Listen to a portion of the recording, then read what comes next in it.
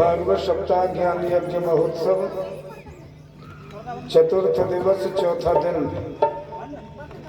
आज की कथा में प्रवेश करने से पूर्व आप सब भक्तों को जय श्री कृष्ण, जय श्री राधे।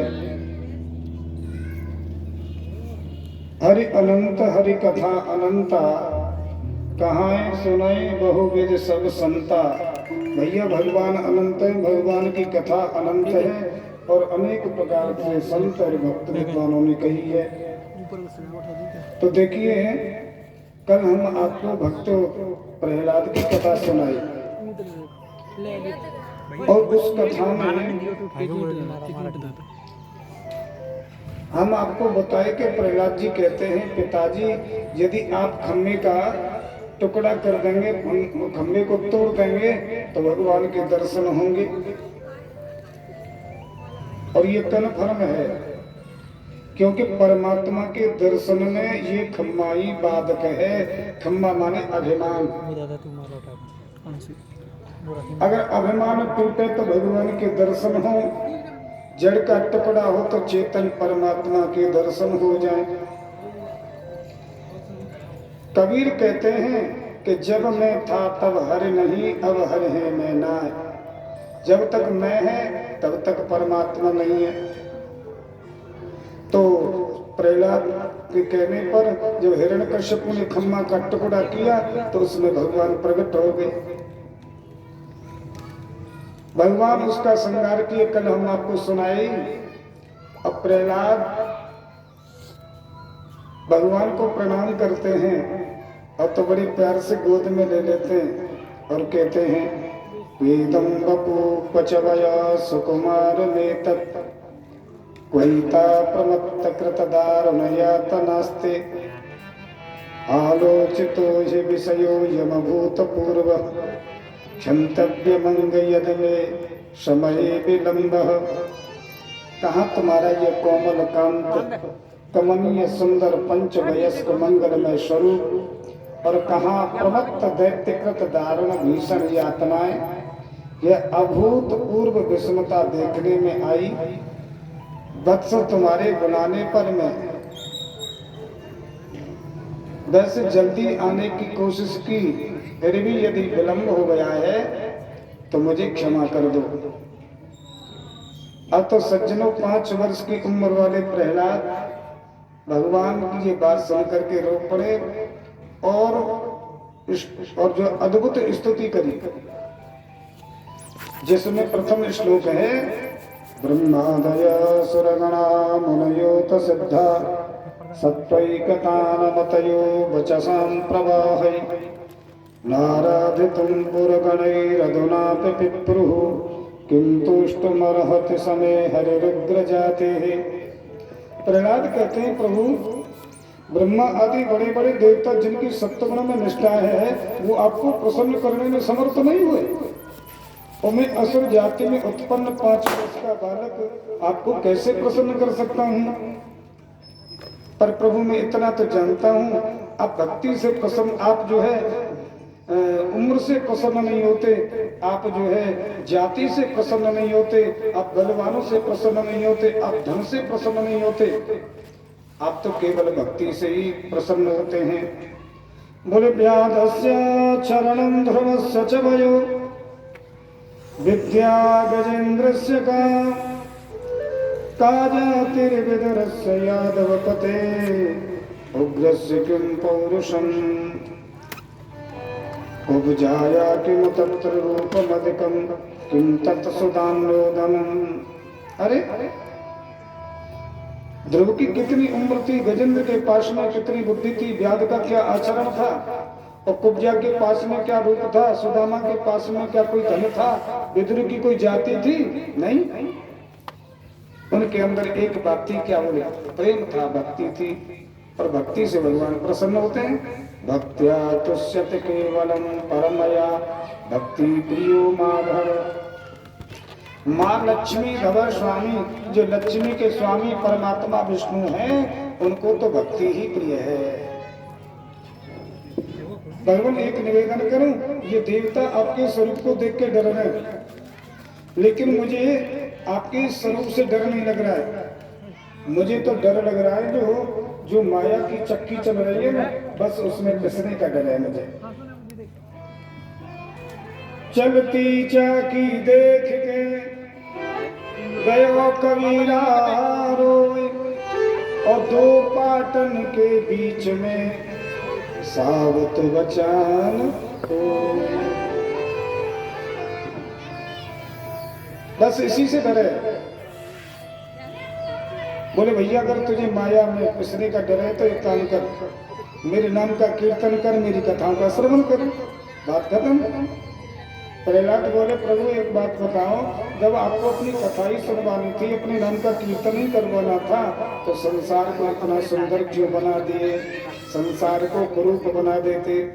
संसार तो आपने इतना सुंदर बना दिया है कि जब कभी कोई विरग दृष्टि डालता है तो ज्ञान 100 कोस दूर भाग जाता है। कुरूप बना देते, सब अपने आप आपका भजन करते। भगवान कहते हैं कि भैया मैंने सभी के कल्याण के लिए सुंदर संसार रचा है, अब इसमें अपने आप कष्ट पा रहे हैं तो मेरा दोष क्या है? एक राजा की बेटी के पांव में कांटा लग जाता है, पिताजी मेरे पैर में कांटा लग गया, ये दर्द कर रहा है। मंत्री कहिए महाराज एक काम करो, मेरे राज्य में जितनी भूमि है सब जगह चमड़ा बिछा दो, जिससे मेरी बेटी चले तो इसके पैर में कांटा न लगे। मंत्री जी सिर खुजलाने लगे कि इतना बड़ा चमड़ा में कहां से लाऊं? तो मंत्री जी ने राजा की पुत्री को चमड़े के जूता पहना दिए और बोले कि आपकी बेटी ये जूता पहन के जहां भी जाएगी इसके पैर में कांटे नहीं कढ़ेंगे। तो ये दृष्टांत है। इसे दृष्टांत में देखो, संसार कष्ट जंगल है, इस संसार जंगल में कष्ट में कांटे हैं। जो जूता पहन के डोलता है, जो ज्ञान के जूता पहन के डोलता है, शिष्टाचार के जूता पहन के डोलता है, मर्यादा के जूता पहन के डोलता है, उसके कष्ट में कांटे नहीं लगते। और जो भैया अमर्यादा पूर्वक अज्ञानता पूर्वक अब घूमते हैं उनके तो कष्ट में कांटे लगेंगे ही। तो मैंने जगत कल्याण के लिए सुंदर संसार रचा, अब इसमें अपने आप कष्ट पा रहे हैं तो भगवान कहते हैं मेरा दोष क्या है? और प्रहलाद ने आगे स्तुति करी।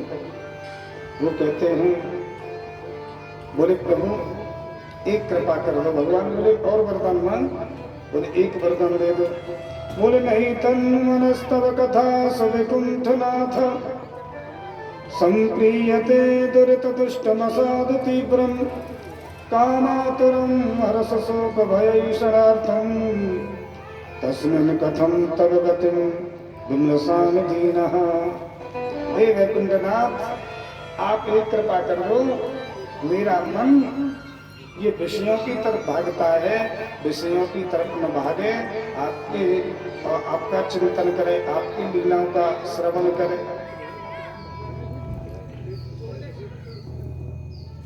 भगवान बोले चलो ये भी व्यवस्था हो जाए और वरदान मांगो। तो प्रहलाद बोले यदि आप वरदान देते हैं तो एक और दे दो। बोले क्या? कि यद निंदत पिता में त्वम अविद्वा तेज ईश्वरम, मेरे पिता ने मेरे को जो कष्ट दिए हैं और आपकी निंदा की है जिसके कारण उनकी दुर्गति न हो। अरे बेटा तेरा जैसा बेटा जिस कुल में जन्म ले ले वहां दुर्गति। त्रिसप्तवी पिता पूता पितृभीषते नग यत साधुस्य गृही जातो भवान वै कुल पावन। तेरा जैसा बेटा जिस कुल में जन्म ले लेता है 21 पीढ़ियों को पवित्र कर देता है, 7 नाना पक्ष की, 7 पिता पक्ष की और 7 ससुर पक्ष की। और मांग क्या चाहता है? बोले प्रभु और मैं क्या मांगू? अगर आप देना चाहते हैं तो बस आपके चरणों में भक्ति रहे। आज अनन्य भक्ति के 6 साधन और बताए प्रहलाद जी। अनन्य भक्ति के 6 साधन: भगवान के नाम का कीर्तन करना, कथाओं का श्रवण करना, सेवा पूजा करना और जो कुछ भी कर्म करे नारायण को समर्पित कर देना। देखो ना रोजाना सुबह सुबह और जो है जगते ही पहले पृथ्वी को छूना चाहिए, पृथ्वी माँ को प्रणाम करना चाहिए, फिर अपने हाथ को देखना चाहिए। कराग्रे वसते लक्ष्मी कर मूले सरस्वती कर मध्येत गोविंद प्रभाते कर दर्शन। तो प्रातः काल हाथ के दर्शन करने चाहिए। आजकल हाथ के दर्शन तो करते नहीं है। प्रभाते कप दर्शनम, चाय का कप चलाई आता है। और भगवान की सेवा करनी चाहिए, पूजा करनी चाहिए। इसमें अंतर है। सेवा में भाव प्रधान है और पूजा में मंत्र प्रधान है। अरे भैया पंडित जी आए हैं, गणेश जी की पूजा करवाए लो। अब पंडित जी पूजा करेंगे। गणानां त्वा गणपति गंगवामहे प्रियाणां त्वा प्रियपति गंगवामहे निधीनां त्वा निधिपति गंगवामहे वशो मम आहमजानि गर्भधम तुम जासि गर्भधम। और भैया ठाकुर जी की सेवा कर ले तो सेवा में भाव प्रधान है।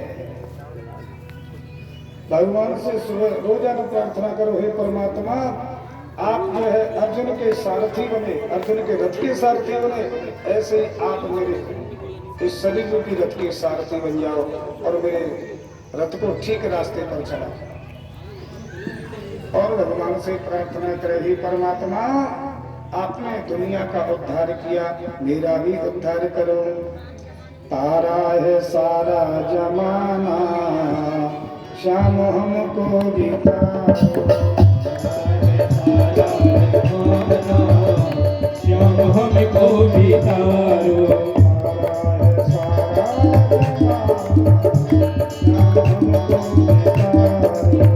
तारा है सारा जमाना श्याम हमको बितारो।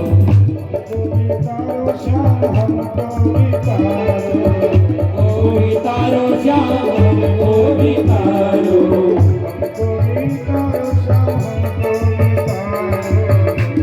बितारो श्याम हमको बितारो।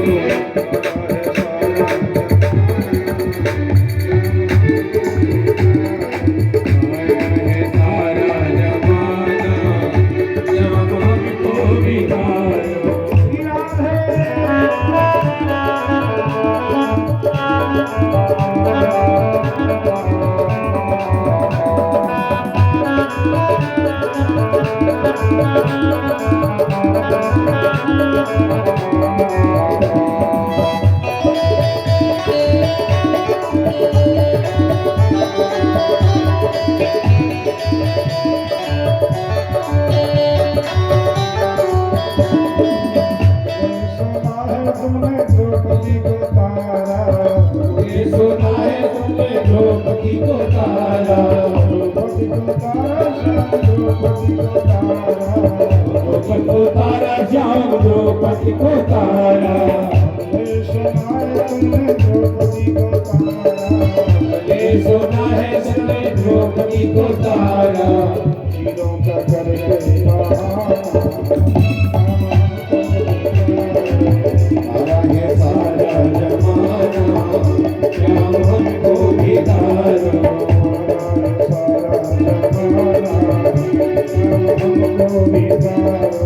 तारा है सारा जमाना श्याम हमको बितारो।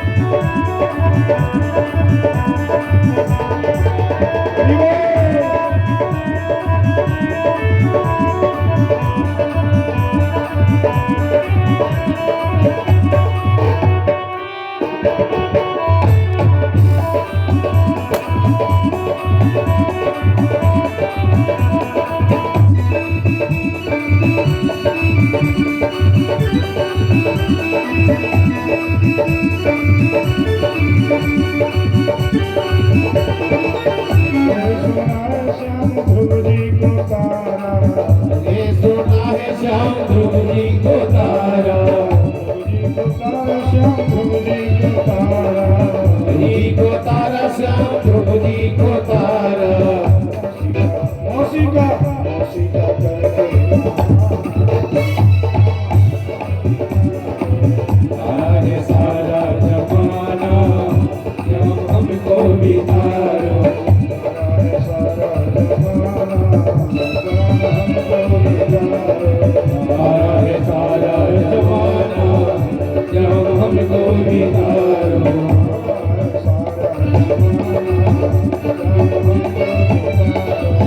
लागे सारा जमाना जब हमको बिगाड़ो जब हमको बिगाड़ो जब हमको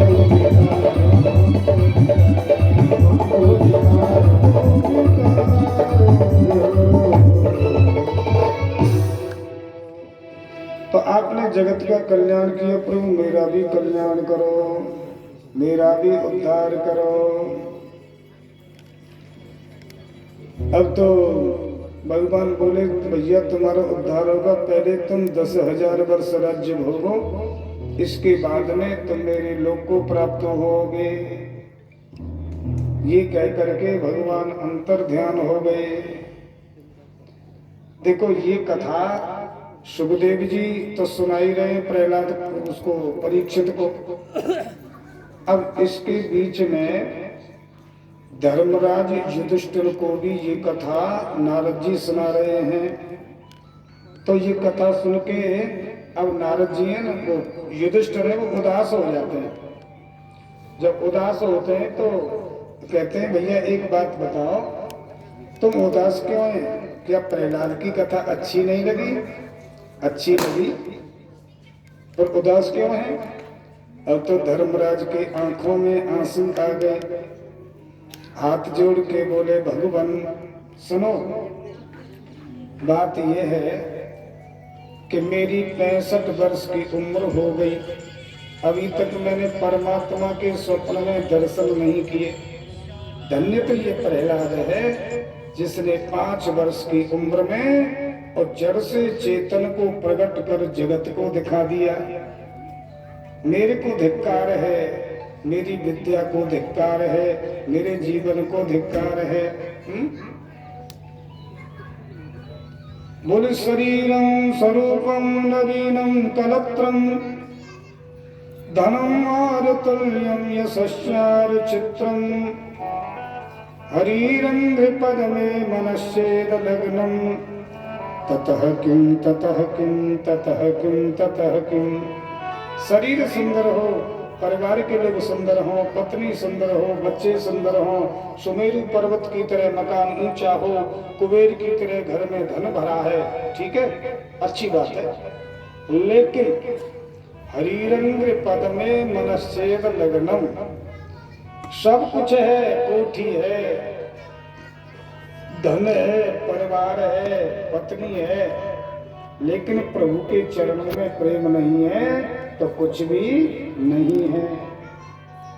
ततः किम ततः किम ततः किम ततः किम, क्या है? कुछ नहीं। सडंगादि वेदो मुखे शास्त्र विद्या कवित्यादि गद्यम सुपद्यम करोति हरिरंग पद में मनश्चेद लग्नम ततः किम ततः किम ततः किम ततः किम।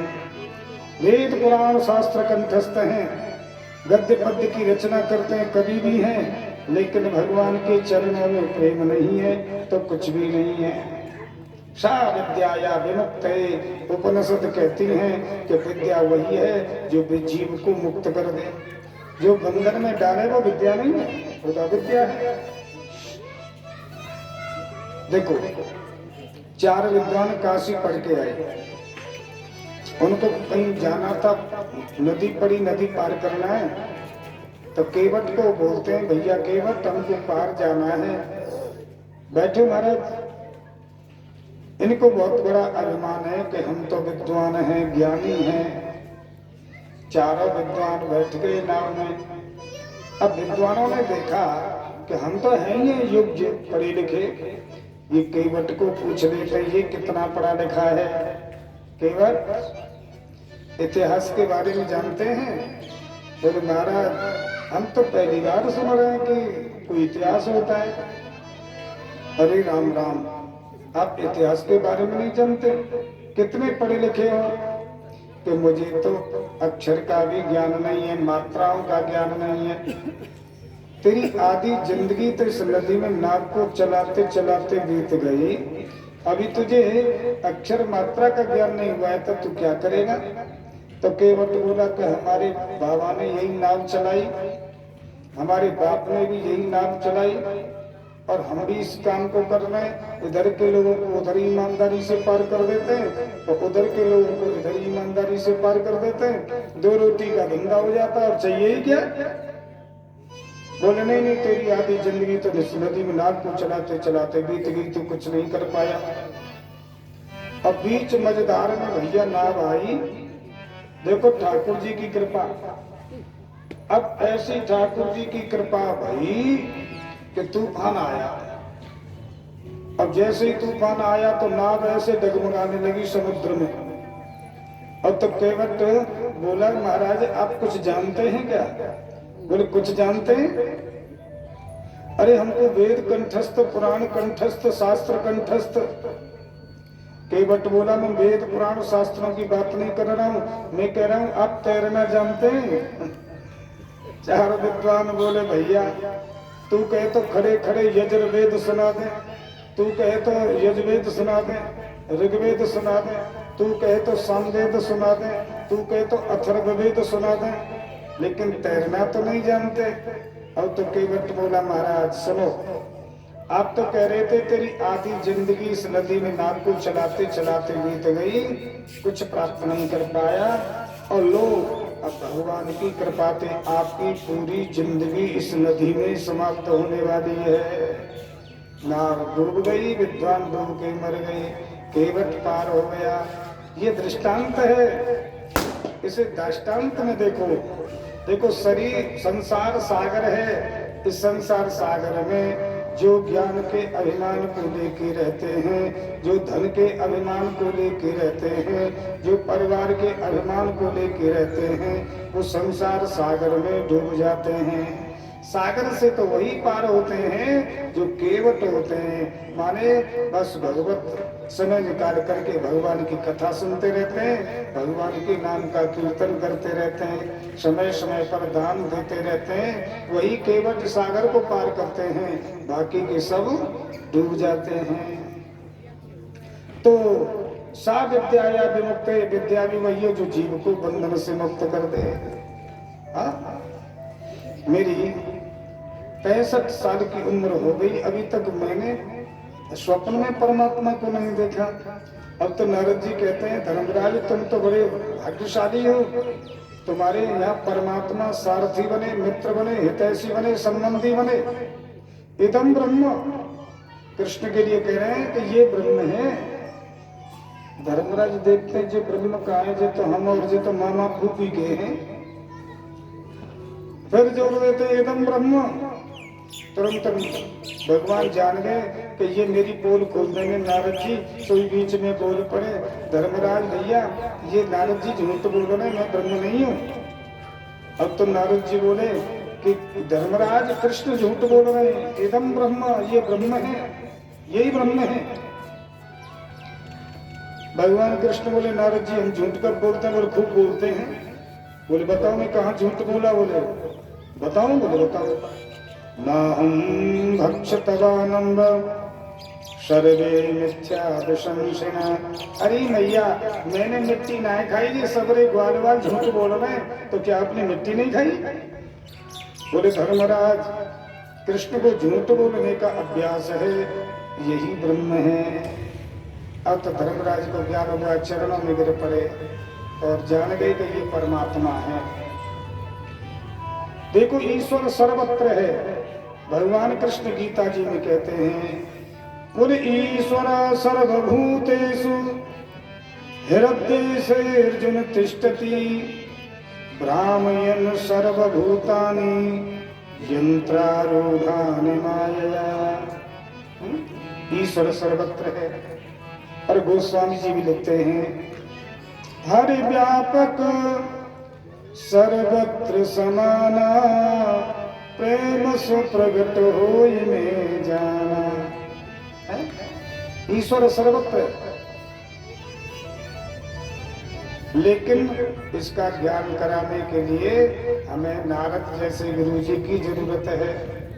और कबीर भी कहते हैं ईश्वर सर्वत्र है।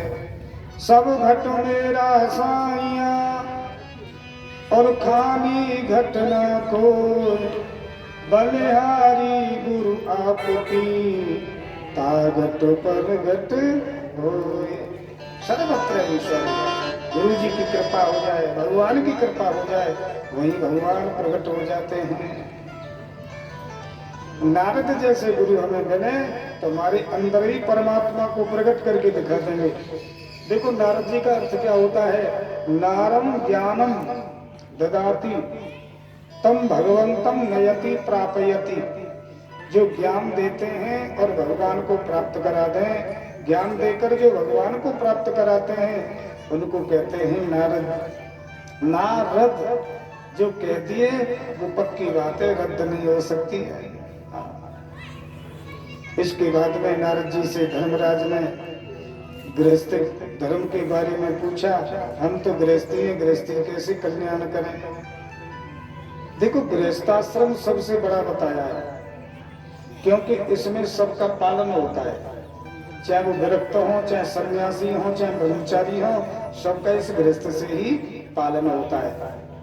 कुछ गृहस्थ के नियम है कि सबसे पहला नियम, आपके दरवाजे पर कोई अतिथि आ जाए उसे जलपान की जरूर पूछो।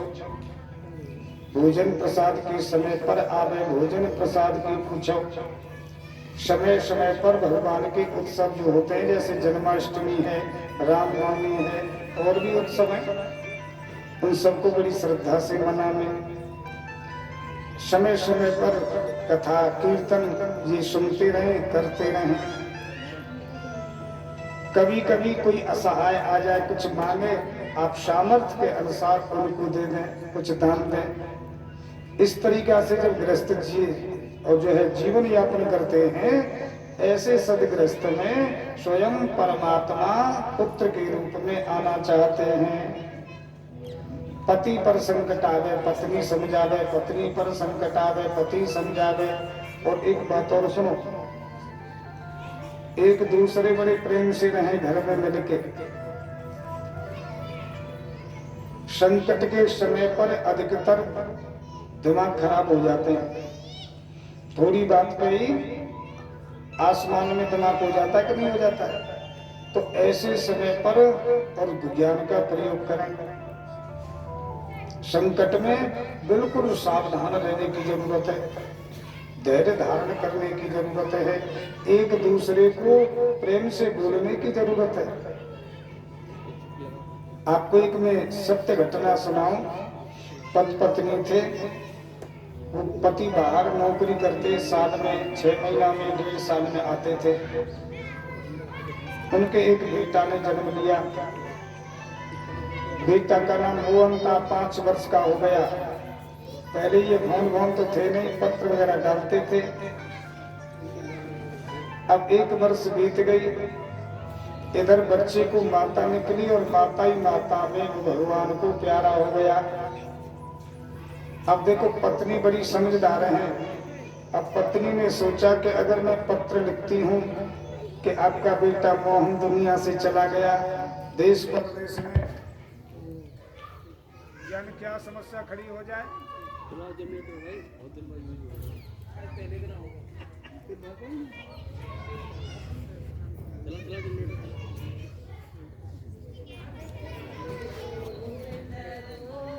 की कृपा से सकुशल होंगे। आप जब भी आ रहे हो मुझे पत्र द्वारा अवगत करा देना। डालते पत्र। पतिदेव ने पत्र पढ़ा, बड़े खुश हुए, तो उन्होंने पत्र डाल दिया कि अंक तारीख तक आ जाऊंगा। पत्नी को वो पत्र प्राप्त हुआ। जिस दिन पतिदेव आने वाले हैं ना, तो देखो सब मोहल्ला वालों से हाथ जोड़ करके कहा, कोई ये मत कहना तुम्हारे बेटा मोहन दुनिया से चले गए, क्योंकि 2 दिन के हारे तके भूखे प्यासे आएंगे, वो कुछ खा पिएंगे नहीं। किसी ने नहीं बताया। सबसे मिलते हुए हंसते हुए अपने घर आए। पत्नी बड़े प्यार से अर्घ दे करके अंदर ले गए। थोड़ी देर बैठे बातचीत किए। बोले मोहन कहाँ है? बालक है, चला गया है। अब स्नान बनाए, भोजन तैयार है, भोजन पाने लगे। बोले मोहन आ जा तभी भोजन पाऊंगा। बोले मोहन अब आ जाएगा, बच्चों में खेलने चला गया। पाओ एक दो रोटी खा लिए। अब एकदम बोले कि देवी मन में ये भाव आ रहा है कि अब ये भोजन तो मैं अपने बेटा के साथ ही बैठ के पाऊँ। अब तो पत्नी के आंसू निकलने लगे। बोले तुम्हारे आंसू क्यों निकल रहे हैं, क्या कारण है आंसू निकलने का? बोले नहीं वैसे ही निकल रहे हैं। अच्छा आप पा लेना, आप मेरे को प्रश्न का जवाब दो। बोले क्या प्रश्न है? एक राजा ने बड़ा सुंदर बगीचा बनवाया, उसमें 2 माली नियुक्त किए और मालियों ने जल दिया और पौधे बड़े हो गए, फूल खिलने लगे। अब राजा ने सेवक भेजे और कहा कि बगीचे में जो फूल खिल गए हों उनको तोड़ के ले आओ। अब उस सेवक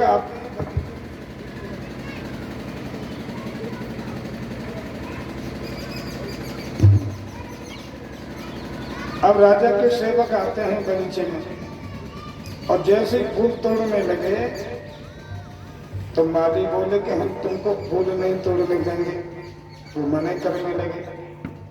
अब मैं आपसे ये पूछना चाहती हूँ कि माली फूलों को तोड़ने दें या न तोड़ने दें? क्या सेवक फूल तोड़ करके ले जाए या मालियों को रोकने का अधिकार है? बोले वैसे तो अधिकार है, लेकिन स्वयं जब राजा की आज्ञा हो गई है तो इसमें मालियों का रोकने का कोई अधिकार नहीं है। वो राजा के सेवक फूलों को तोड़ के ले जाए। अब तो हाथ जोड़ के बोली पतिदेव, ये गृहस्थ एक बगीचा है, इस गृहस्थ रूपी बगीचे के परमात्मा राजा हैं और हम और आप दोनों माली हैं। हम दोनों ने मिलकर के इस गृहस्थ रूपी बगीचे में एक मोहन रूपी पुष्प को खिलाया। अब स्वयं परमात्मा के सेवक आए तो आप पहले ही कह दिए कि मालियों का रोकने का अधिकार नहीं है, तो भगवान के सेवक उस मोहन रूपी पुष्प को तोड़ करके जब संकट आवे तो इस तरीका से पत्नी को समझाएं, पति पत्नी को समझावे, पत्नी पति को समझावे। जब इस प्रकार एक दूसरे प्रेम से रहेंगे, समझते रहेंगे, तो ऐसे सदगृहस्थ में परमात्मा पुत्र के रूप में आना चाहते हैं। और सुनो, गृहस्थ में रहते हुए और परमात्मा का चिंतन करें, ज्यादा गृहस्थ में डूब भी नहीं जाना चाहिए। अगर तुम गृहस्थ में डूब के रहोगे तो गजेंद्र की सी दशा हो जाएगी। बोले गजेंद्र की कैसे दशा हुई? तो अब यहाँ गजेंद्र की कथा सुनाने लगे। इस कथा से शुरू होने से पहले आप 2 मिनट कीर्तन करें, एक भजन श्रवण करें। बोलो कृष्णचंद्र भगवान की जय।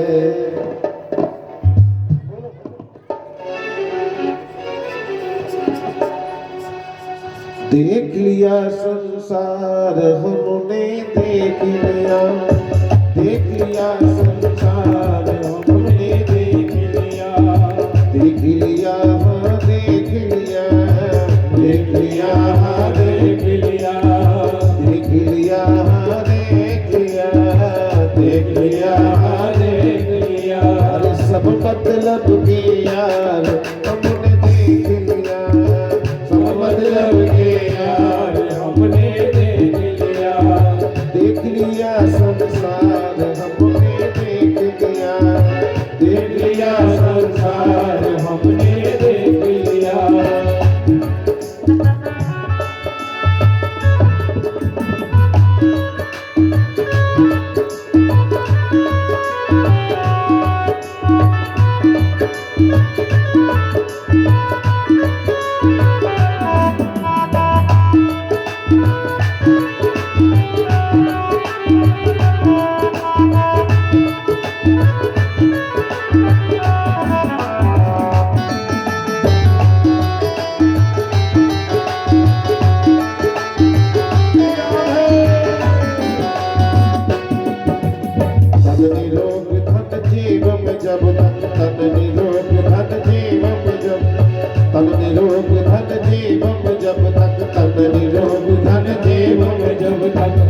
से सेवा करेंगे जब तक, मन से सेवा करेंगे जब तक, मन से सेवा करेंगे जब तक, मन से सेवा करेंगे जब तक।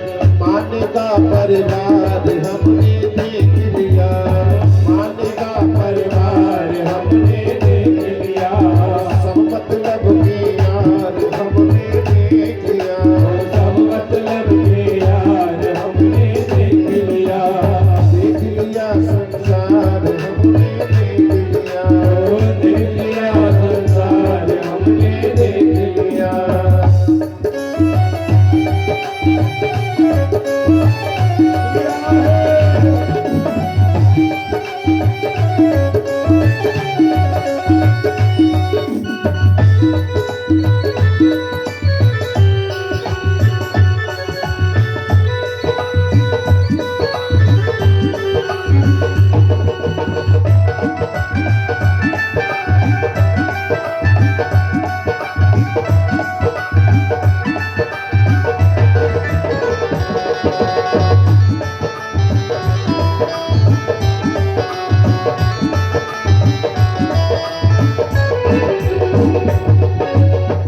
जिस पर विश्वास किया है, जिस जिस पर विश्वास किया है, जिस पर विश्वास किया है, जिस पर विश्वास किया है, उसने हमें निराश किया है, उसने हमें निराश किया है, उसने हमें निराश किया है, उसने हमें निराश किया है। बन के रिश्तेदार हमने देख लिया, बन के रिश्तेदार हमने देख लिया, देख लिया संसार हमने देख लिया, देख लिया संसार हमने देख लिया, सब मतलब के यार हमने देख लिया, सब मतलब के यार हमने देख लिया।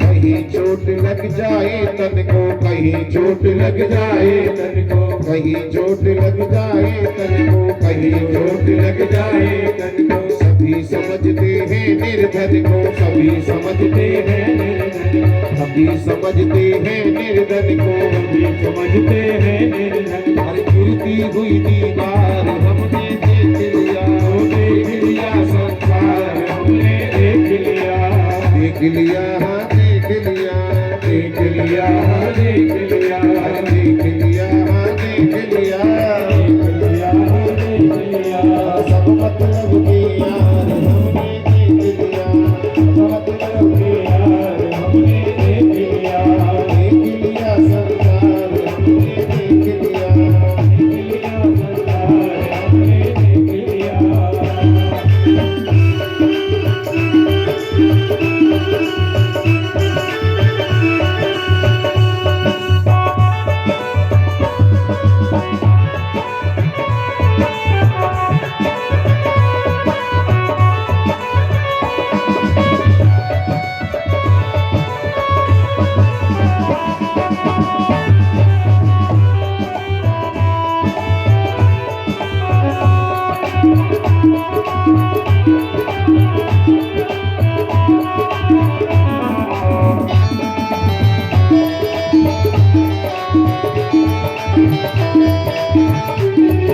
प्रतिभा का कोई मोल नहीं है, प्रतिभा का कोई मोल नहीं है, प्रतिभा का कोई मोल नहीं है, प्रतिभा का कोई मोल नहीं है, सफल सिद्ध अनमोल वही है, सफल सिद्ध अनमोल वही है, सफल सिद्ध अनमोल वही है, सफल सिद्ध अनमोल वही है। इसका प्रबल प्रचार हमने देख लिया, इसका प्रबल प्रचार हमने देख लिया, देख लिया संसार हमने देख लिया, देख लिया संसार हमने देख लिया, सब मतलब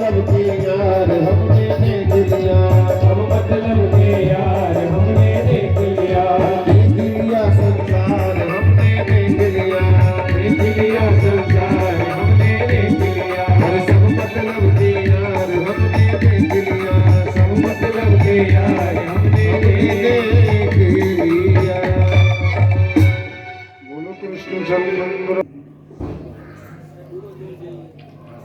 तो महाराज गजेंद्र के बारे में कहा गजेंद्र की सी दशा हो जाएगी। ये गजेंद्र के बारे में हमें सुना में बोले आसीत गिरवरो राजन त्रिकूट इत विस्तृतः क्षीरो देना व्रता श्रीमान योजनायत मुच्रिता। एक त्रिकूट नाम का पर्वत, उसके 3 शिखर थे, सोने का, चांदी का और तांबे का 3 शिखर। अनेकानेक प्रकार के इस पर वृक्ष थे और उसकी तलहटी में एक बड़ा सुंदर सरोवर। अनेकानेक जीव जंतु वहां वास करते हैं। एक मतवाला गजेंद्र अपने परिवार को साथ में लेकर रहता है। एक दिन अपने परिवार को स्नान कराने के लिए चला, तो रास्ता में जितने भी वृक्ष पड़ते हैं ना, तो प्ररुजन वनस्पति सूंड में उस वृक्ष को लपेटे और तोड़ दे, चूर्ण कर दे। सरोवर के तट पर आया, पहले तो सबने पानी पिया। अब वो मतवाला गजेंद्र सरोवर में प्रवेश करता है और सबको स्नान कराने लगता है। स्नान कराते कराते वो ये भूल गया कि ऐसा तो नहीं है कि काल निकट आ गया हो। उसी समय एक मतवाले ग्राह ने, बलवान मगरमच्छ ने और गजेंद्र का हाथी का पांव पकड़ लिया। अब पहले देखा, बोले देखा तो बोले हाँ, जब मन करूंगा तभी छीन लूंगा। देखो इस बात से एक ये भी सीख ले लो कि शत्रु को कभी छोटा समझने की गलती मत करना। गजेंद्र ने क्या सोचा मन में, ये मगर है, जब चाहूंगा तभी पांव को खींच लूंगा।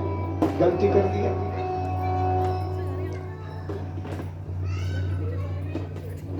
अब जब सबने स्नान कर लिया, जब निकलने का प्रयास किया तो खिंचा ही नहीं। खूब ताकत लगाई लेकिन खिंचता ही नहीं है पांव। अब तो चिल्लाने लगा, मेरी रक्षा करो, मेरी रक्षा करो। अब तो हाथी सूंड में सूंड, पूंछ में पूंछ मिला मिला के खींचने लगे। इतनी प्रयास करने लगी लेकिन वो खिंचा नहीं। सब छोड़ छोड़ के चले गए, अकेला रह गया गजेंद्र। बोले तुम नहीं निकलोगे तो हम तुम्हारे पास में खड़े रहेंगे। सब चले गए। अब ये घबरा रहा है कि मैंने इस परिवार के लिए बहुत कुछ किया, आज मेरा कोई साथ नहीं दे रहा है। अब तो भगवान के अलावा दूसरा कोई नहीं बचाएगा। अब तो मुझे भगवान से ही डोर लगानी चाहिए। सज्जनों सुनो, ये गजेंद्र की कथा नहीं है, यही हमारी आपकी भी यही दशा है।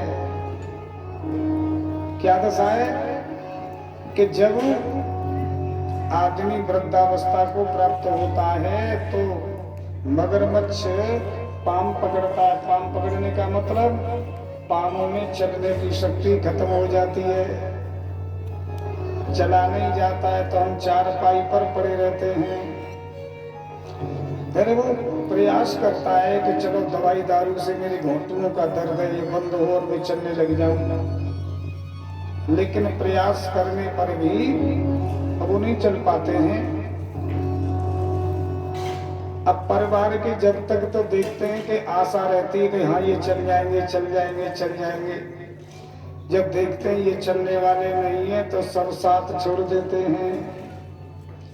घर में ही रहते हुए फिर भी उनके पास नहीं बैठते कोई। बताओ, जो बड़े बूढ़े हो गए, जो चल नहीं सकते, उठ नहीं सकते, तो परिवार के लोगों पर, बेटाओं पर इतना टाइम नहीं है, बेटा की बहुओं पर इतना टाइम नहीं है कि 10 मिनट अपने बड़े बूढ़े इनके पास बैठ जाए। बिल्कुल अलग रहते हैं। अरे बेटा लेक पानी दे जाओ। हाँ ला रहे हैं, भूल गए। माने पानी मिलता तो है, ये नहीं है बेचारे को प्यासे ही पड़े रहते हैं। मिलता तो है लेकिन समय पर नहीं मिलता, कहने पर नहीं मिलता है। वाक्यम नैव शृणोते बांधव जना, कोई सुनता ही नहीं है घर का। और सुनो, पत्नी न शुश्रूषते, और सबकी बात छोड़ो, पत्नी भी सेवा नहीं करती है। अब बड़े बूढ़े के जोरे उनकी पत्नी बड़ी बूढ़ी बैठी है। अब बड़े बूढ़े चारपाई पर पड़े पड़े कह रहे कि देख बहुत ही कह दे, एक मोटी मोटी रोटी दो बनाए दो करे जे दांतन ते चबत ना है। मसूरे ते ये रोटी चबती नहीं है।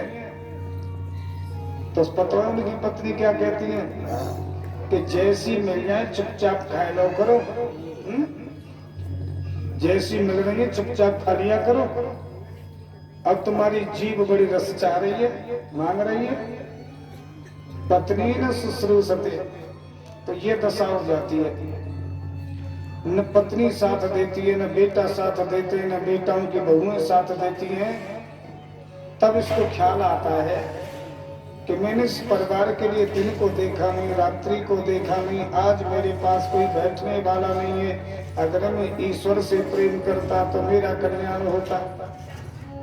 लेकिन ईश्वर को भी वही याद करते हैं जिन्होंने पहले से ईश्वर को याद कर रखा है। अब जिसने जीवन में कभी ईश्वर का नाम लिया ही नहीं, अब अंत में ईश्वर का स्मरण करने ये संभव नहीं है। एक बड़े बूढ़े थे, उनके 4 बेटा।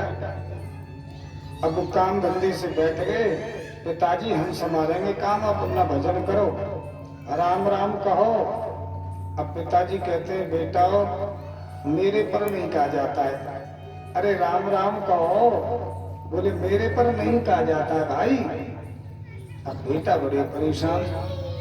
अब बेटा चालाक थे, पढ़े लिखे थे, उन्होंने सोचा कि अगर इनसे हम ये कहें कि क्या नहीं कहा जाता है तो शायद ये तो कह ही देंगे कि राम राम नहीं कहा जाता है।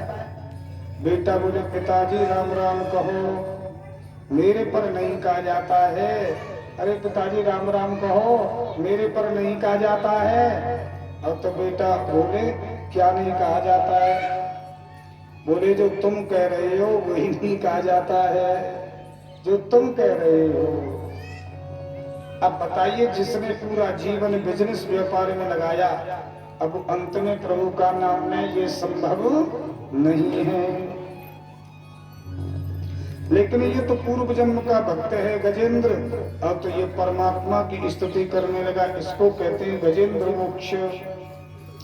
कोई आदमी बीमारी से जूझ रहा है, न इधर का है न उधर का है, उस समय अगर ये गजेंद्र मोक्ष का पाठ करवाया जाए, वैसे किसी नदी के तट पे गजेंद्र मोक्ष का पाठ करवाया जाए तो वो संकट से मुक्त हो जाते हैं। भगवान संकट से उसे मुक्त कर देते हैं, या तो उसे बिल्कुल ठीक कर देते हैं या फिर मुक्त कर देते हैं। तो जब ज्यादा शरीर कष्ट पाता है ना, उस समय अधिकांशतः लोग ये गजेंद्र मोक्ष का पाठ करवाते हैं कि या तो शक्ति मिले या इनको मुक्ति मिले। जैसे गौदान करते हैं कि नहीं, तो पूछते हैं, कहते हैं गौ माता से पूछो शक्ति दे या मुक्ति दे, तो जो अंदर से भाव निकलता है वही कहते हैं।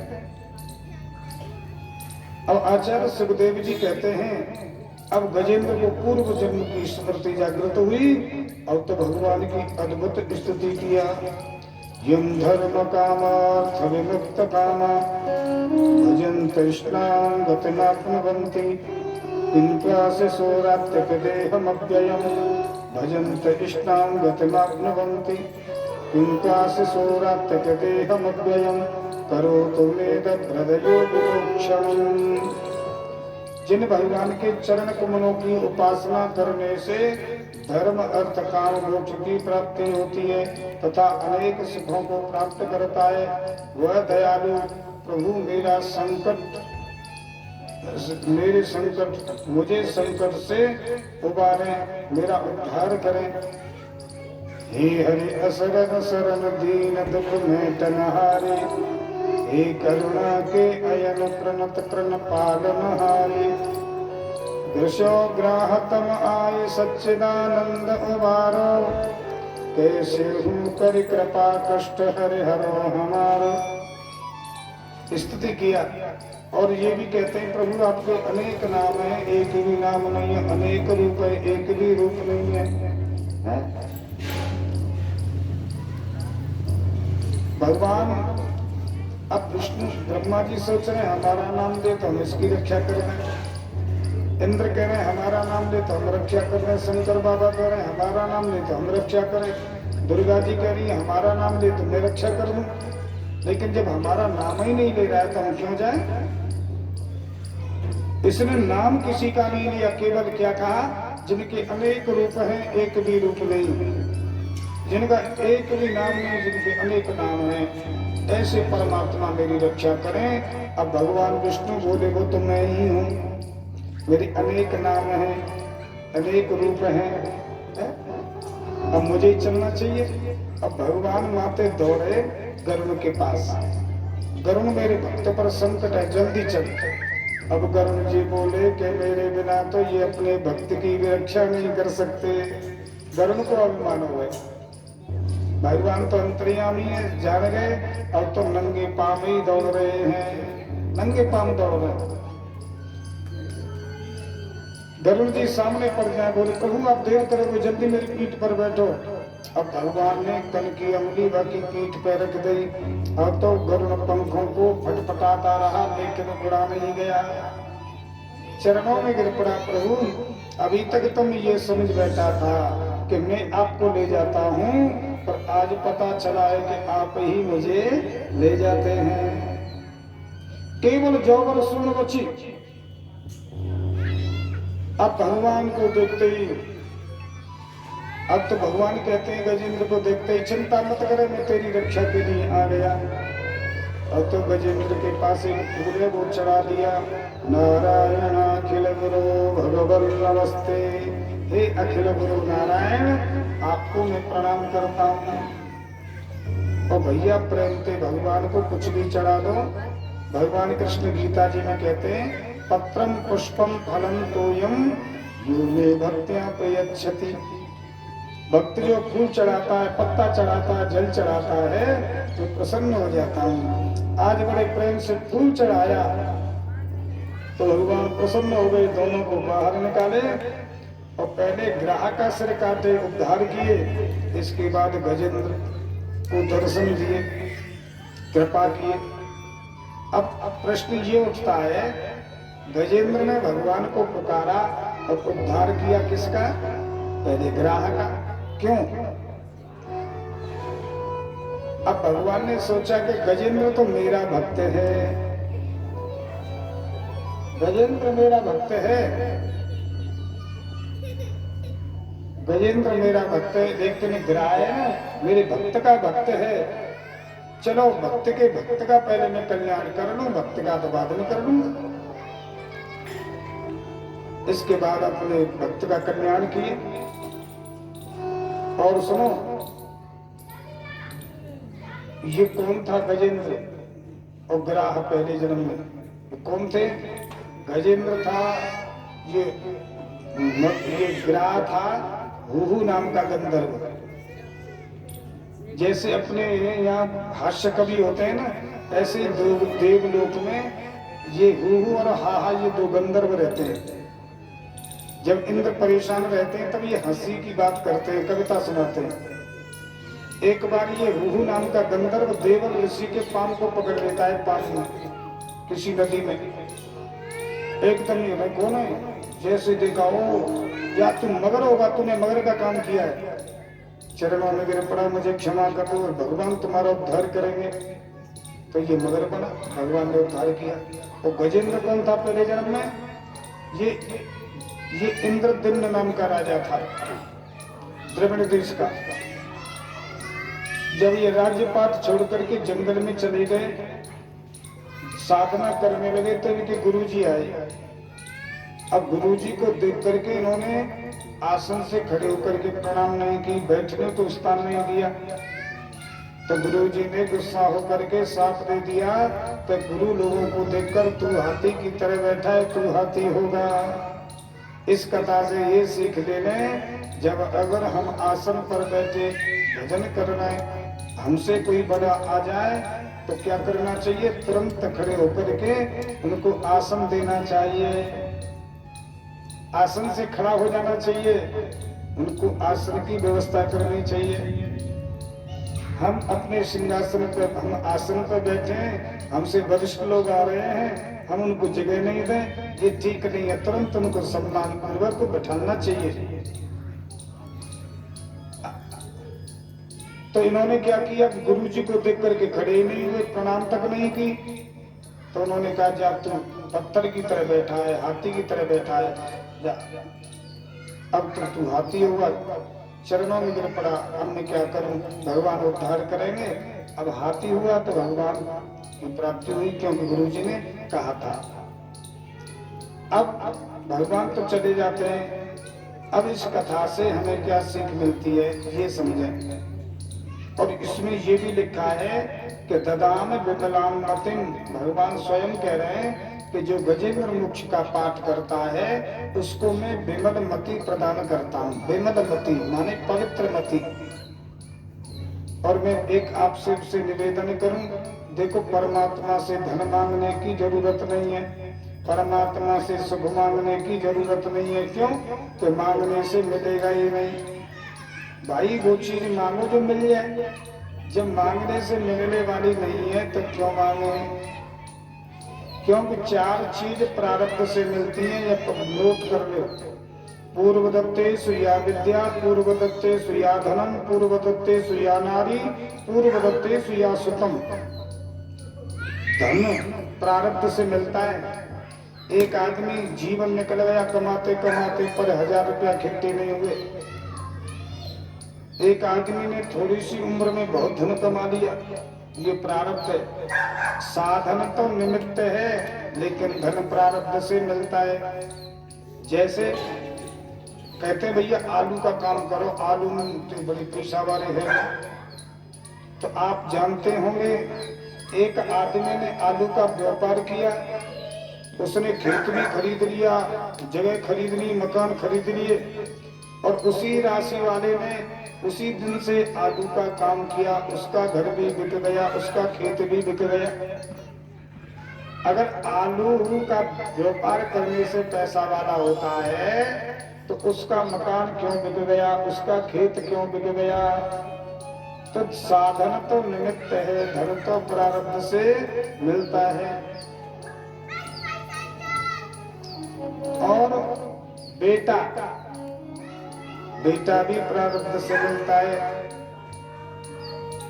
और विद्या, एक आदमी पढ़ते पढ़ते वृद्ध हो गए, कुछ याद नहीं हुआ, एक कम उम्र में ही विद्वान हो जाते हैं। तो ये पहले जन्म में तपे हुए होते हैं, इस जन्म में थोड़े समय में ये तारे की तरह चमक जाते हैं। अब जैसे सुनो, जैसे पहले स्टोव चलते थे ना, स्टोव, तो कोई रिश्तेदार आ जाता तो स्टोव जलाते चाय के लिए, तो बहुत टाइम लग जाता था स्टोव जलाने में। क्यों? आरत तो थी उसमें, वो पिन सी डालते थे बर्नर के छिद्र में, तो उसमें वो टूट जाती थी सुई। अब वो टूट जाती तो बड़ी देर में निकलती थी। हमने खूब चलाए वो स्टोव, रोटी करिए स्टोव बन गए, बड़ी दिक्कत थी। और जैसे तैसे वो जल जाता था स्टोव, तो फिर कोई दिक्कत नहीं है।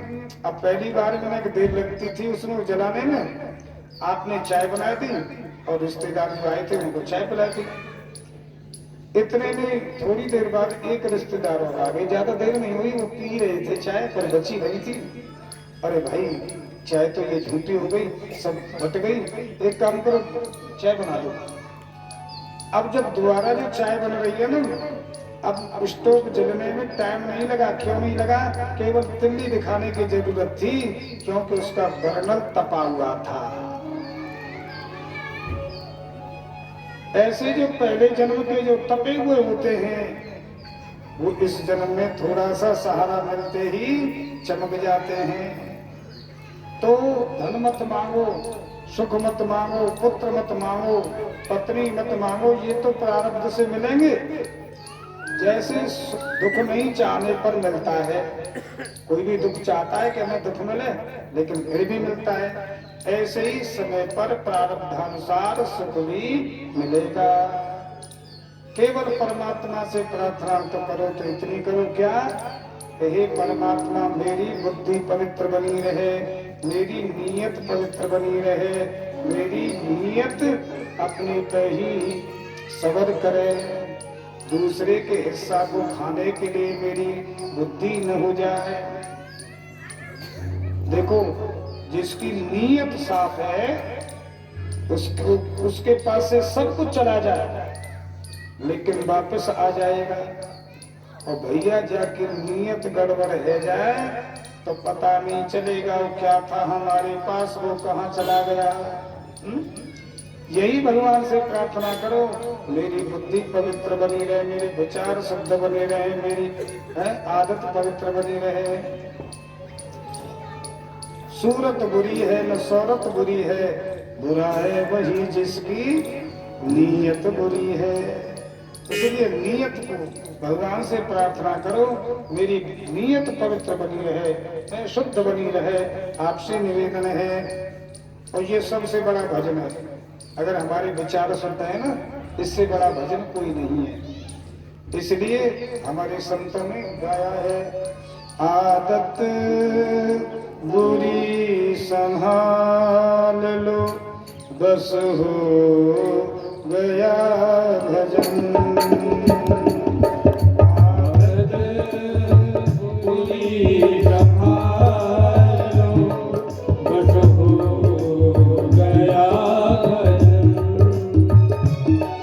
आदत बुरी संभाल लो बस हो गया भजन। आदत बुरी संभाल लो बस हो गया भजन। मन की आदत बुरी संभाल लो बस हो गया भजन। आदत बुरी संभाल लो बस हो गया भजन। मन की तरंग मार लो बस हो गया भजन। मन की तरंग मार लो बस हो गया भजन। आदत बुरी संभाल लो बस हो गया भजन। आदत बुरी संभाल लो बस हो गया भजन। क्या है कोई बुरा कहे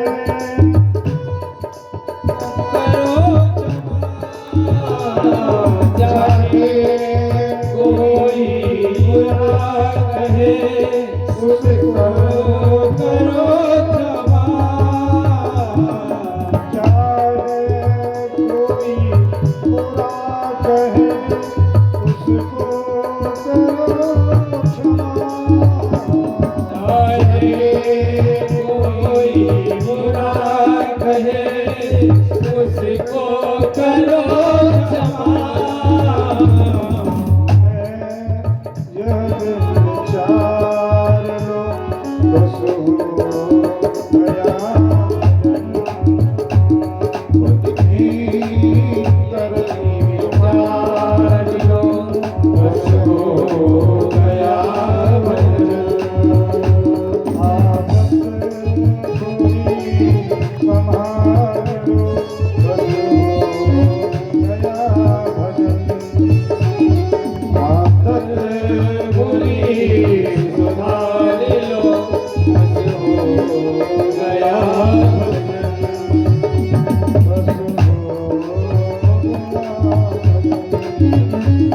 बस हो गया भजन। तो आदत समझ लिया, ये सबसे बड़ा भजन है। देखो आदत सही है तो घर गृहस्थ के काम करना भी भजन ही है। पानी पीना भजन, रोटी खाना भजन, काम करना भजन। और भैया विचार सही नहीं है तो भजन भी भजन नहीं है। एक गुरुजी चिल्लाते बोले, बेटा तू बादाम घोट घोट के पीता है, घी पीता है, क्यों? तो गुरुजी शरीर में शक्ति आ जाए, ताकत आ जाए। बोले ताकत का क्या करेगा? गुरुजी जब मेरे शरीर में ताकत आ जाएगी ना, तो मैं जब गलियों में घूमूंगा, जो गलत लोग बहन बेटी को गलत दृष्टि से देखते हुए जहां भी मिल जाएंगे, उनकी गर्दन पकड़ के मरोड़ दिया करूंगा। हाँ, गुरुजी बड़े खुश हुए, बोले बेटा ठीक है, 100 ग्राम खुराक तुझे आश्रम से भी मिलेगी, बादाम भी मिलेंगे, थोड़े से घी भी मिलेगा। दूसरे चेला से कहा, तू बादाम घोट घोट के पी रहा है, घी पी रहा है, क्यों? ताकत आ जाए शरीर में। ताकत का क्या करेगा? दूसरा चेला बोला, गुरुजी जब शरीर में ताकत आ जाएगी, सबसे पहले तुझे घर वालों को देखूंगा। जी घर वालों ने मेरी नाक में दम कर रखी है, पर मोहल्ला में जो नेता बने हुए हैं ना, उनको देखूंगा। गुरुजी बोले, बेटा तू खाना बंद कर। गुरुजी ये कोई बात? मेरे साथी से तो ये कह रहे हैं कि 100 ग्राम तुझे आश्रम से भी खुराक मिलेगी, और मेरे से कह रहे हैं तू खाना ही बंद कर। बोले बेटा तू शक्ति का दुरुपयोग करेगा। घर में देखो धन बढ़े अच्छी बात है, लेकिन उसका सदुपयोग हो तब अच्छी बात है। शरीर में शक्ति बढ़े अच्छी बात है, लेकिन सदुपयोग हो तब। अगर शक्ति का और धन का अगर दुरुपयोग हो तो ये अच्छी बात नहीं है। शक्ति बढ़ना भी ठीक नहीं और धन का बढ़ना भी वहां ठीक नहीं है। तो मेरा कहने का भाव इतना ही है, विचार शुद्ध हो, नियत पवित्र हो, तो बस ये सबसे बड़ा भजन है। पानी पीना, भोजन करना, सब भजन क्रिया है। तो गजेंद्र मोक्ष से हमें जो पाठ करते हैं, तो भगवान कहते हैं मैं उसको विमल मति प्रदान करता हूं। इसके बाद में चाक्षुष मनवंतर में भगवान ने समुद्र मंथन कराया। बोले कैसे? एक बार दुर्वासा जी भगवान विष्णु के पास में गए। विष्णु भगवान ने प्रसन्न होकर के उनको माला पहना दी, अपने गले में से उतार के। और तो दुर्वासा जी बड़े प्रसन्न हुए, माला को पहन करके चले आए। कहाँ? शंकर जी के पास। शंकर जी ने कहा, आइए आइए दुर्वासा जी आइए। बोले तुमने ये तो कह दिया आइए, लेकिन ये तो कहे नहीं कि तुम्हारे गले में माला बड़ी अच्छी लग रही है। हम नहीं आएंगे, हम नहीं आएंगे।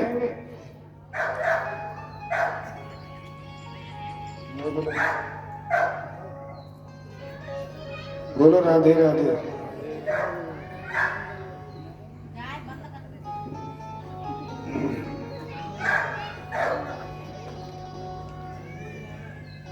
बोले कि हम नहीं आएंगे, तुमने ये तो कहा ही नहीं कि तुम्हारे गले में माला बड़ी अच्छी लग रही है। अब तो ब्रह्मा जी के पास में गए। ब्रह्मा जी ने कहा, आइए आइए दुर्वासा जी। बोले हम नहीं आएंगे, आपने आने को तो कह दिया, लेकिन ये तो कही नहीं आपके गले में माला बड़ी शोभा को प्राप्त है।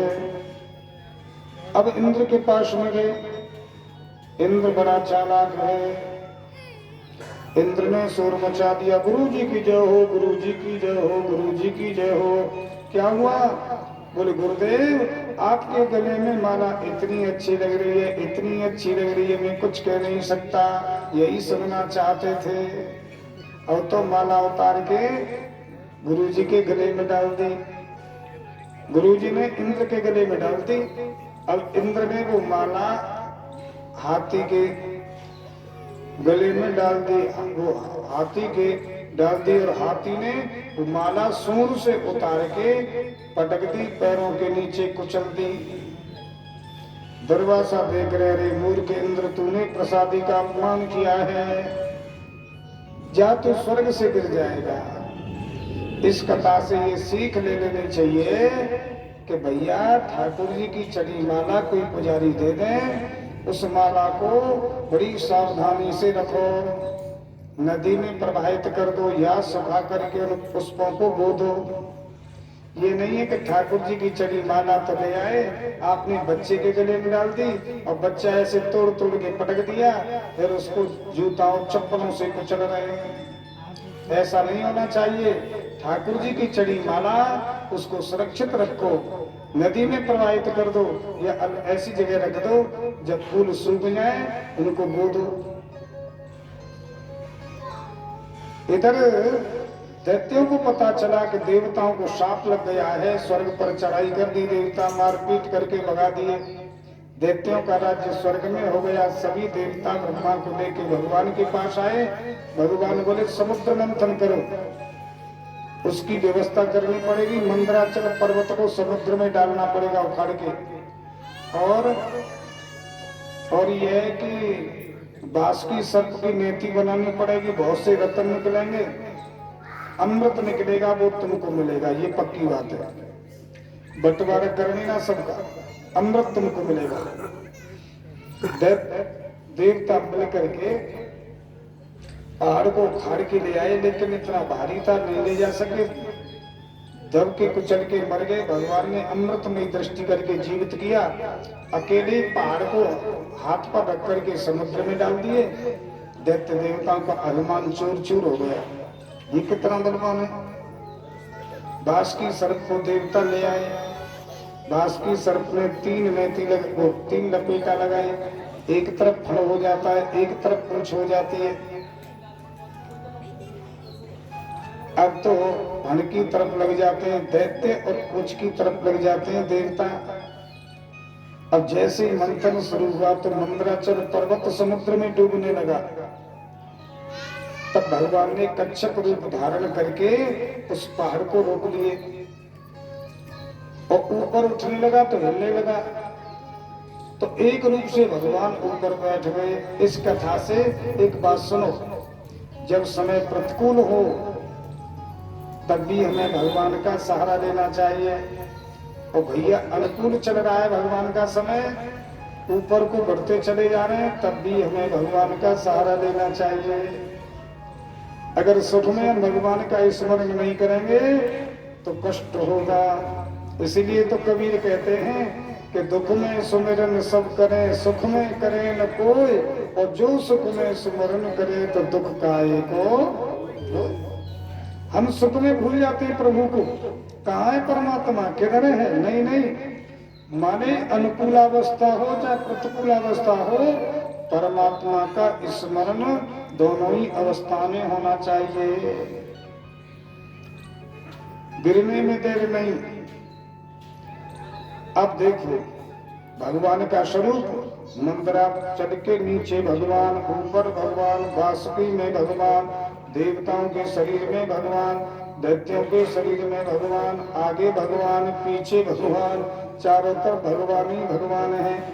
असल में ऐसा मंथन, ऐसे अमृत तत्व की प्राप्ति जीव के प्रयास से नहीं, ये तो भगवान की कृपा से ही संभव है।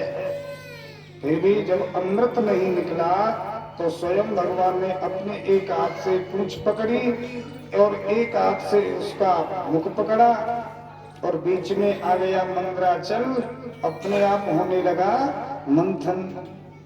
अब आचार्य पर कहते हैं परीक्षित ध्यान करो, और समुद्र का मंथन करते हुए भगवान कैसे लग रहे हैं, उनका स्वरूप कैसा लग रहा है। मेघश्यामा कनक परिधि कर्ण विद्युत विद्युन मोदन भ्राजत बिलुलित कचा स्रगधरो रक्त नेत्रः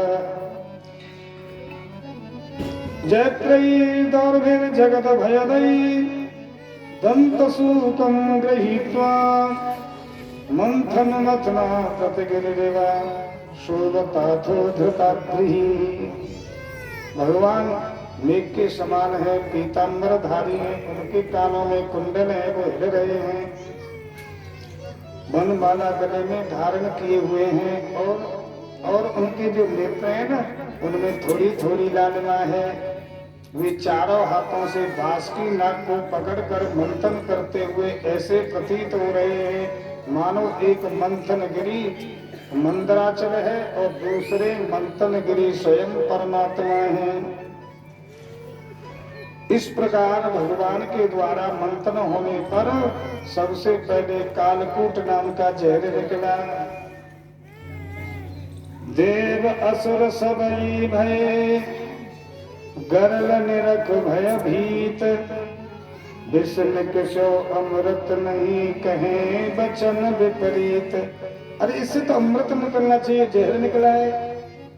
छोड़ मथन लड़वे लगे कौन करे विषपान प्रथम ग्रास मक्खी मिली हंसे अजित भगवान।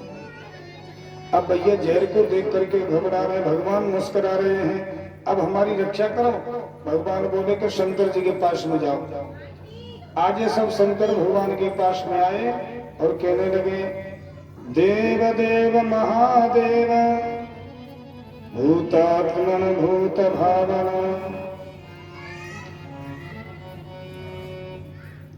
त्रायणः शरणापन्ना त्रैलोक्य दहनात् विषात्।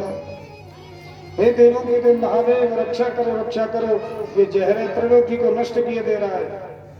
शंकर भगवान ने वो जहर अंजलियों में ले लिया। कहते हैं पार्वती जो जल को ये जहर को पिएगा बचेगा नहीं। देवता करें जहर को पी लो, क्या बेचारे पी जाऊं?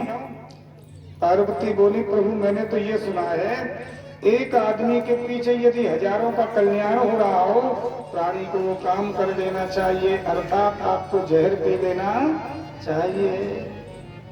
शंकर भगवान जहर पीने लगे, सोचने लगे अंदर ले जाऊंगा तो ठीक नहीं है और मुख में रखूंगा तो प्रभु का नाम नहीं ले सकूंगा।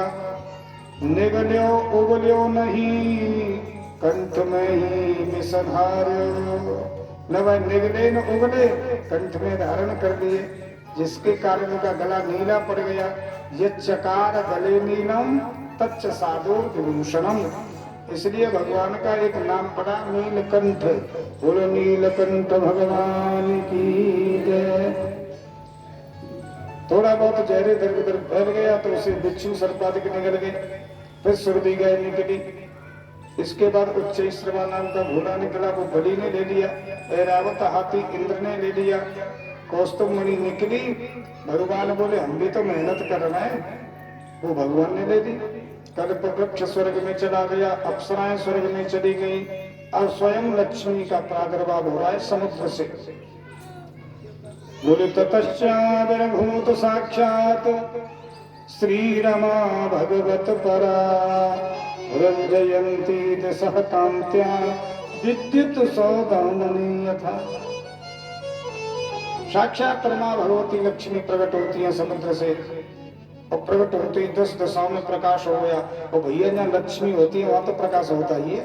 हाँ अब देखो, अब लक्ष्मी देख के सब कह रहे हैं कि जी हमें माला, हमारे गले में माला डाले, हमारे गले में माला डाले।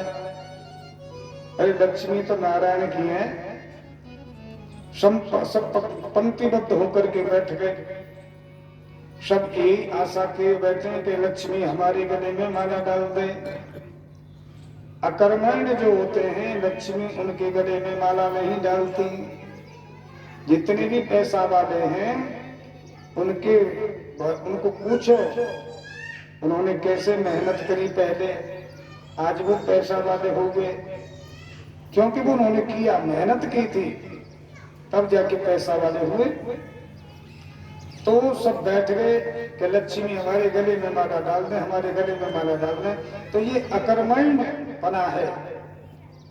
मेहनत करनी चाहिए, कर्म करना चाहिए। और कर्म नहीं करोगे तो परमात्मा भी आपकी सहायता नहीं करेंगे। अस्ति चेदीश्वर कश्चित् फल रूपेण कर्मणाम। यदि कोई ईश्वर है तो वो भी उसी को फल देता है जो कर्म करता है। नहीं कर्ता के तो पीछे पीछे भगवान चलता है, लेकिन अकर्ता की तरफ भगवान देखता भी नहीं है। जो हम स्वयं अपनी मदद करेंगे तो भगवान भी थोड़ी आपकी मदद कर देंगे। जब हम अपने हाथ पे हाथ रख के बैठे रहेंगे तो भगवान भी आपकी मदद करने वाला नहीं है। कर्म करना चाहिए, बिल्कुल कर्म करना चाहिए।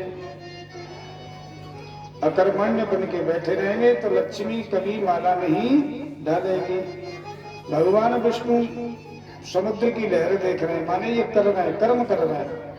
परमात्मा भी कर्म करते हैं। भगवान कृष्ण गीता में कहते हैं कि मुझे कर्म करने की किंचित आवश्यकता नहीं है, फिर भी मैं कर्म कर रहा हूँ। क्यों? कि मुझे किसी वस्तु का अभाव नहीं है, न मुझे किसी वस्तु की इच्छा है, लेकिन फिर भी कर्म करता हूँ। तो भगवान समुद्र की लहर देख रहे हैं, माने कर्म कर रहे हैं। तो लक्ष्मी गले में माला डाल देती है, लक्ष्मी नारायण हो जाते हैं। बोलो लक्ष्मी नारायण भगवान की। जो ये कथा में यही सीख दे रही है कि लक्ष्मी माला तभी डालेंगी जब हम कर्ता बने रहेंगे, कर्म करेंगे ईमानदारी से। शेषे कर्मणि अविरता संसिद्धिं लभते नरः। अपने अपने कर्म को ईमानदारी से करो तो निश्चित जो है सिद्धि मिलती है, मनोकामना पूरी होती है। अब आदमी कर्म नहीं करना चाहता है, अब तो टोना टोटकन की तरफ भाग रहा है? ऐसे बेल पत्ता चढ़ा दो तो तुम्हारे घर में 6 महीना में लक्ष्मी आ जाएगी, ऐसे बेल पत्ता चढ़ा दे तो 3 महीना में लक्ष्मी आ जाएगी। भाव भाव सुनो, अच्छी बात है, पूजा करो, करनी भी चाहिए, पर ऐसे चढ़ा दो, ऐसे चढ़ा दो, तुम सोचो लक्ष्मी आ जाए, भूल में मत बैठे रहना। हाँ, लक्ष्मी ऐसे आने वाली नहीं है। लक्ष्मी के लिए तो कर्म करना पड़ेगा। आदमी अकर्मण्य पने की बात सुनना चाहता है और सोचता है बिना कुछ किए ही हमारी हर एक कामना पूरी हो जाए, हमारे हर एक काम सिद्ध हो जाए। आप भगवान पर भरोसा रखो, लेकिन कर्म करो। कर्मण्येवाधिकारस्ते मा फलेषु कदाचन। भगवान कृष्ण की वाणी है, कर्म करो हमेशा, लेकिन आशा मत करो। और भी देखो एक बात भगवान कह रहे गीता जी में कि सुख दुखे समय कृत्वा लाभालाभ जया जयो। माने आदमी कर्म करे। हे अर्जुन, तुम युद्ध करो, हान लाभ सुख दुख जाकी परवाह मत करो, मेरी जीत होगी कि हार होगी, है? सुख होगा कि दुख होगा, ये सब विचार मत करो। ततो युद्धाय युज्यस्व नैनं पापम अवाप्स्यसि। लाभ हानि जय पराजय का विचार मत करो, आप युद्ध करो। ऐसे ही हमको कर्म करना चाहिए, विचार नहीं करना चाहिए जा कर्म करवे तो हमें लाभ होगा कि नहीं। तो भगवान विष्णु लहर देख रहे हैं, माने कर्म करने का संकेत कर रहे हैं। और लक्ष्मी गले में माला डाल देती है, लक्ष्मी नारायण हो जाते हैं। बोलो लक्ष्मी नारायण भगवान की। अब तो चारों तरफ देख रहे हैं। सुनो, जब को मतलब समझ रहे हैं, भैया लक्ष्मी नहीं है तो अपने परिवार को पेट भर जाए बहुत है। अगर आप पे ज्यादा लक्ष्मी है तो चारों तरफ देखने का मतलब है अपने अड़ोस पड़ोस में जरूर ध्यान रखो। कोई गरीब तो नहीं है बेचारो, रात्रि को भूखा सो रहा है, ठंडी का वक्त चल रहा है, आपके पास भगवान की कृपा से 10-5 कंबल भरती हैं। कोई ऐसा बेचारा है दुखिया जो ठंड में ऐसे सिकुड़ रहा है, तो आप उसे कंबल दे दो, उसे कंबल दे दो। लेकिन आज हमारी आंखों में ऐसा चश्मा चढ़ा हुआ है कि जहाँ जरूरत होती है वहां तो देते नहीं है, जहाँ जरूरत नहीं है वहां जबरन से देते हैं। हाँ, आपके द्वार पर ठंड में सिकुड़ रहा है और कह रहा है भैया कंबल दे दो, चल चल। लोगों बड़ी आदत खराब पड़ गई है लोगों की मांगने की, और वो ठंड में परेशान है, आप उसको फटकार रहे हैं, उसे नहीं दे रहे हैं। और जहाँ जरूरत नहीं है और वहां जाकर के दे के आ रहे हैं ना। जरूरतमंद को दो, दान उसी को कीजिए जाके पेट में पीर। हाँ? देना चाहिए। आचार्य सुखदेव जी कहते हैं कोई गरीब बेटी है, सुनो, गरीब बेटी है और उसके हल्दी चढ़ रही है, जैसे सब जो विवाह के काम होते हैं ना, सब काम हो गए, हल्दी चढ़ गई है और बारात आने वाली है, और बारात आ गई और उसकी माँ विधवा है, और बेटा वाला कह रहा है कि जब तक बुलेट नहीं ले लूंगा, बुलेट मोटरसाइकिल, मैं शादी नहीं करूंगा। वो बेचारी गरीब है और उस पर व्यवस्था नहीं है, तो वो गरीब माँ, विधवा माँ अपनी बेटी को गोद में बिठा करके रो रही है, क्योंकि आज मेरे पास पैसा नहीं है, तो हल्दी चढ़ी बेटी रह जाएगी। माँ रो रही है, बेटी रो रही है, कोई चारा नहीं है। और मैं आपसे एक निवेदन करूं, अगर आपके पास पैसा है, अगर ऐसी बेटी की तुम विवाह को, जो हल्दी चढ़ी रह रही है बिना विवाह के, और वह बेटी की भामट डलवा दो, जाते बड़ा कोई दुनिया में पुण्य नहीं है, उससे बड़ा कोई पैसा वाला नहीं है। अगर आप जो खर्च कर दोगे आपको भगवान देगा, जब कोई संदेह नहीं है। भगवान ज्यादा धन देते हैं, इसलिए तो देते हैं कि भैया दूसरों की सहायता करो, धार्मिक अनुष्ठान करो, जिससे लोग जुड़े, धर्म के प्रति भाव जगे सबका।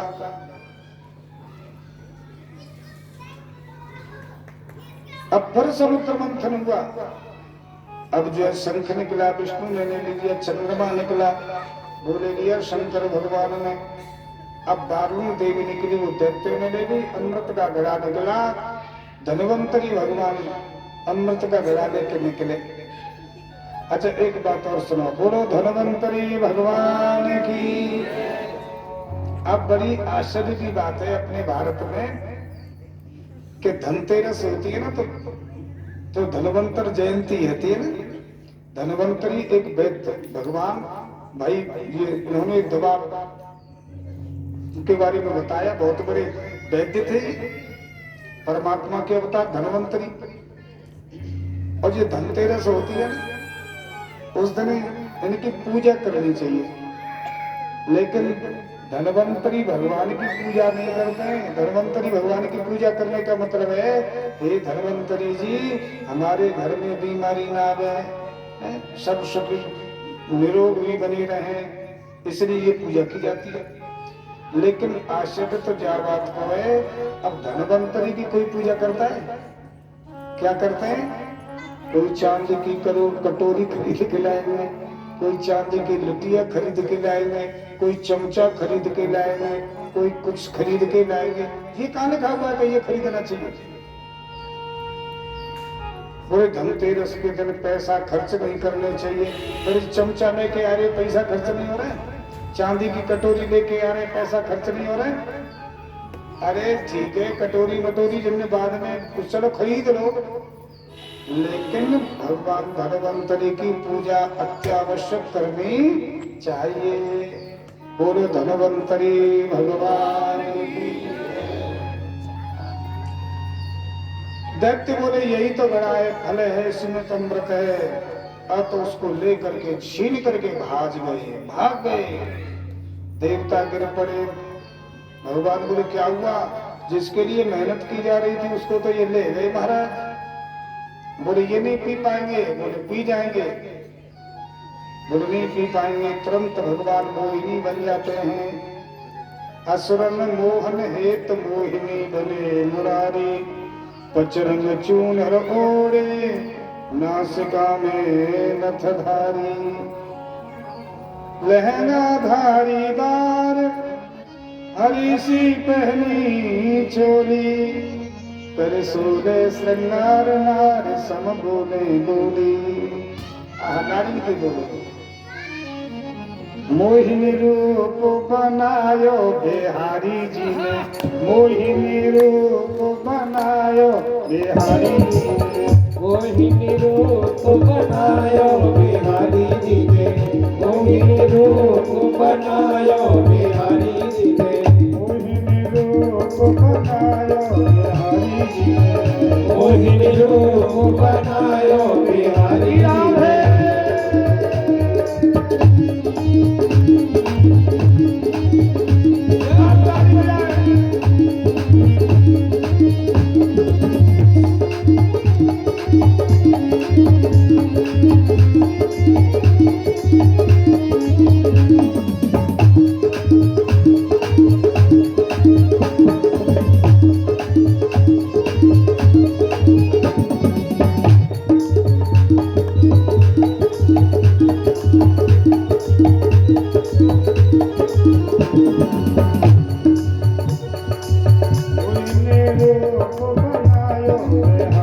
मोहिनी रूप बनायो बिहारी जी ने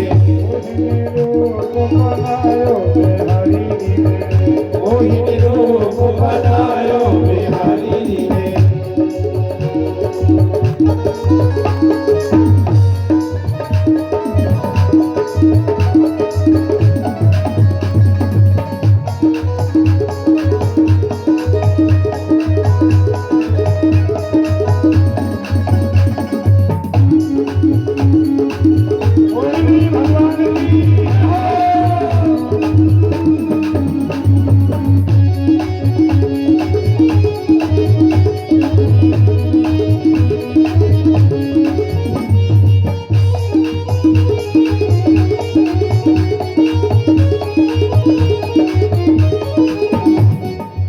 लहंगा पहने और सिर चूनर लहंगा पहने और सिर चूनर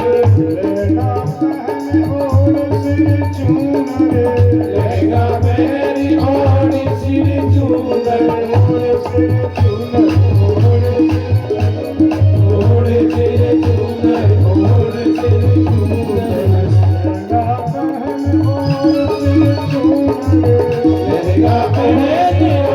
सिर चूनर साड़ी जरद किनारी सारी जरद किनारी बिहारी मोहिनी रूप बनायो बिहारी ओ मोहिनी रूप बनायो बिहारी जी राधे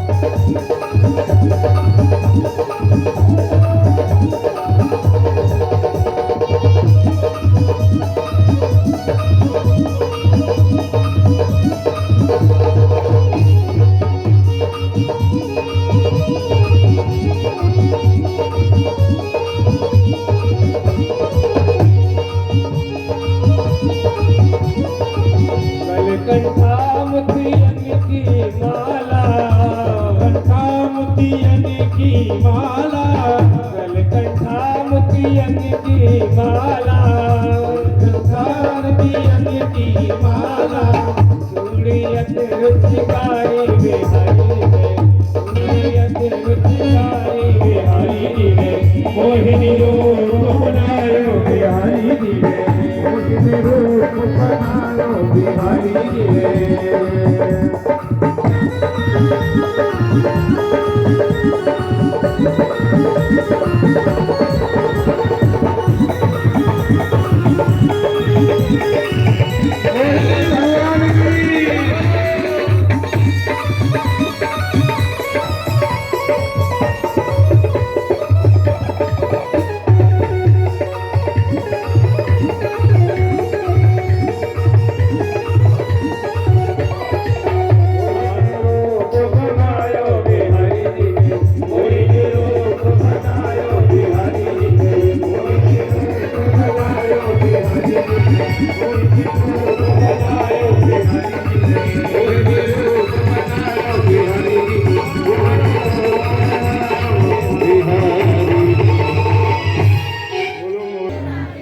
धीरे धीरे बोलो राधे राधे।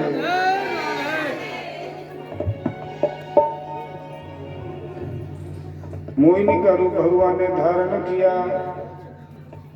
जिधर दैत्य भगे जा रहे थे उधर सामने से पड़े और दैत्यन की नजर जैसे गई मोहिनी की तरफ भैया अब तो अमृत को भूल गए वो, और आपस में सभी जाके बोले मोहिनी से, कातुम कंज पला साक्षी कुतो वाक्यम चिकीर्षसि। कातुम कंज पला साक्षी कुतो वाक्यम चिकीर्षसि। ए सुंदरी, आपका शुभ नाम क्या है? इधर उधर क्यों घूम रही हो?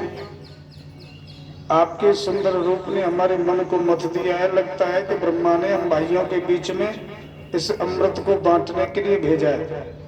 ये लो अमृत का घड़ा है, ये हम भाइयों में बांट दो।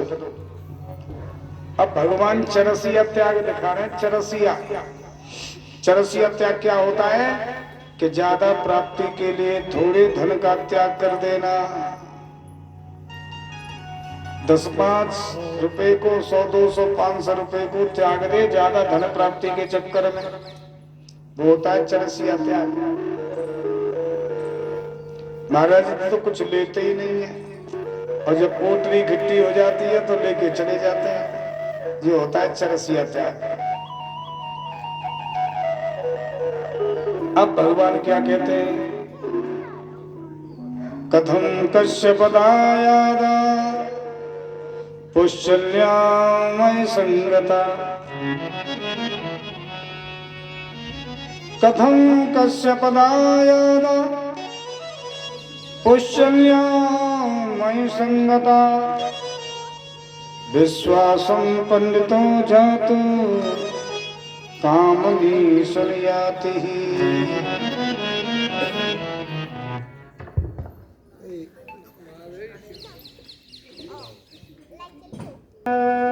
श्री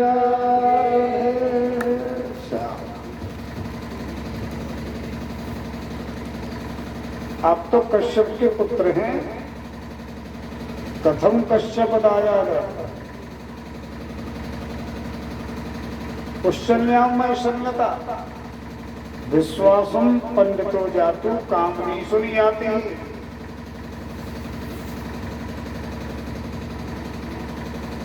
आप तो कश्यप की संतान हैं, विद्वान हैं, और जो विद्वान होते हैं वो पुष्यवी नारियों पर विश्वास नहीं करते, और आप कह रहे हैं कि तुम अच्छा ही करोगे।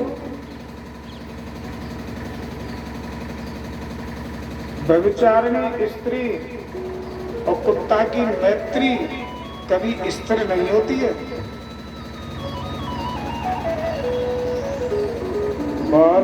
बाला की सुन बात बड़ो विश्वास सबन को। बाला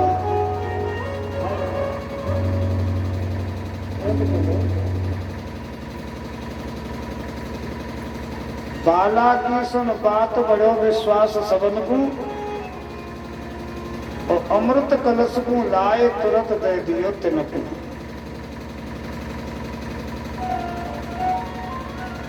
अब तुरंत भगवान जो मोहिनी के रूप में है, दैत्यों ने अमृत का घड़ा दे दिया।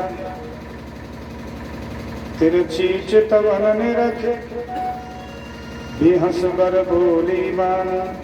अब भगवान तिरछी नजर करके हंस करके बोले, ओ कही हो मेरे मत कछु करूंगी हो मन माने। मेरे मन में आवेगी वो करूंगी, मेरे मन में आवेगी वो करूंगी। मंजूर? बोले मंजूर। हाँ? अबला रूपी परम प्रबल माया है भारी। मोहे सुर और असुर इंद्र ब्रह्मा त्रिपुरारी। शत्रु मित्र बन जाए नृपति सर्व सुगमावे। और नृपति शत्रु बन मित्र शत्रु बन जाए नृपति सर्व सुगमावे। ये है रानी की महिमा।